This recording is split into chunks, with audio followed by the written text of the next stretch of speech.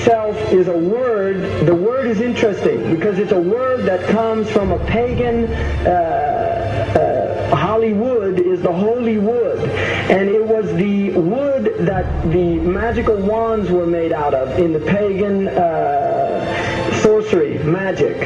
And these wands were believed that the sorcerers that possessed them could put people into trances and control them. This is part of, this is symbolic, but it's also important to understand that part of what Hollywood literally does is it puts people into trances. It's a dream state. They call it the dream machine in the United States.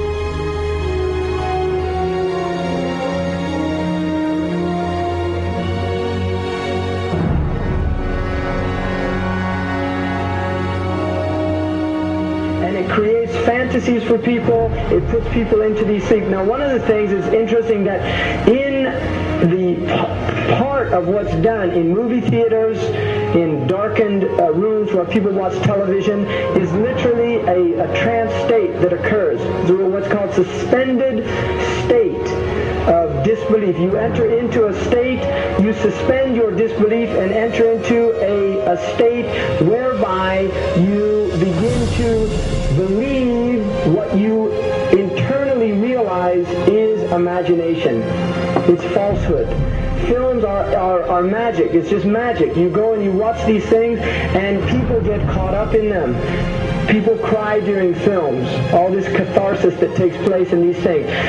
Many of the films, and this is an important element in the control mechanism, is literally allow people to go and have certain type of catharsis as a purging experience, which Aristotle talks about the necessary element. One of the necessary elements of tragedy is to create this cathartic experience. And this is why a lot of the films, especially also news and things like this is why news is very important in this culture. Everybody watches the news. They have this tragic, cathartic experience of watching the tragedies of others and then feeling safe and complacent in their own experience of this suspended state of illusory well-being. So these are very intricate and sophisticated methods. Now, I think it's dangerous, although there are elements, there's concerted efforts that take place, there's also a lot of people that have similar worldviews that aren't necessarily working together in concerted efforts.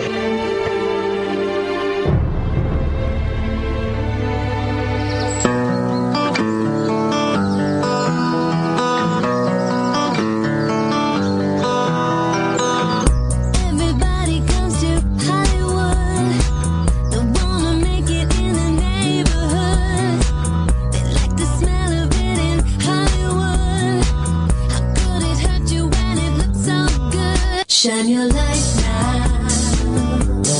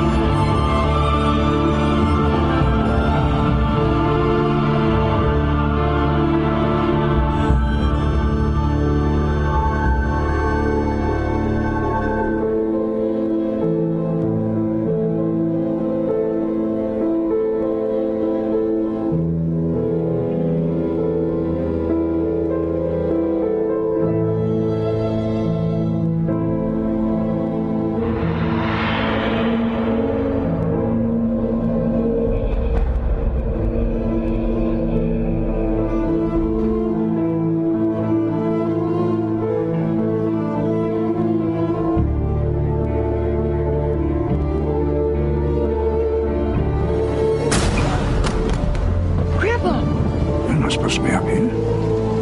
Looking at that? I just wanted to know. Well, you're old enough, I suppose. You should know the story. Okay, here we go. It was 1832. On a night much like this.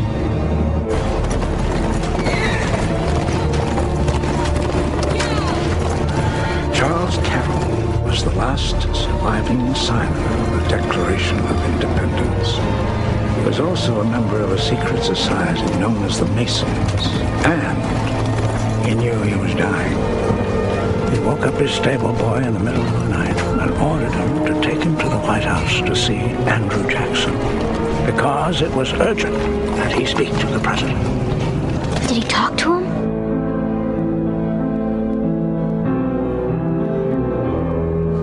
No, he never got the chance. The president wasn't there that night. But Charles Carroll had a secret. So he took into his confidence the one person he could. My grandfather's grandfather, Thomas Gates. What was the secret?